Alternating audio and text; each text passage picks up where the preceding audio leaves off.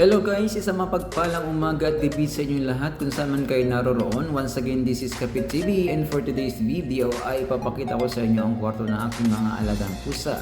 Una nga guys, ito meron tayong cat litter, ang buhangin kung saan sila dumudumi at umiihi. Meron din tayong cat food in can, tubig at ang kanilang pangmalakasang dry food. At ang kanilang humidifier pangontra sa amoy. At meron din silang dalawang water dispenser, isang regular at isang pang social, depende sa trip nila kung saan nila gusto uminom.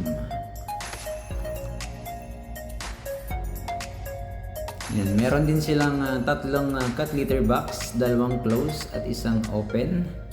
Depende rin sa kanilang trip. Choice nila kung saan nila gusto dumumi at umihi. At ang kanilang pangmalakasang cat tree house kung saan sila nagpapahinga.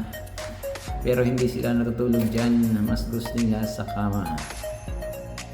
Mega live shoutout nga pala sa aking YouTube family, ang Team Love, Team Support at syempre sa ating napaka-supportive na Team Hugot sa pangunahan ni Mitch Bamiano at ang Team Kaagapay sa pangunahan ni Miss Helen Parahi Mix Vlog. At ang napaka-supportive natin tita ng Wide World ang nag-isang Tita Cheryl Strange Things ng USA. Maraming salamat sa walang sawang suporta at pagbibigay ng biyaya sa aming lahat.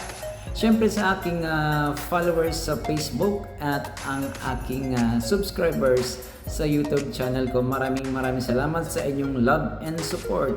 Ayan, maraming salamat sa inyong lahat. Mag-iingat po tayong lahat at God bless us all. Thank you guys.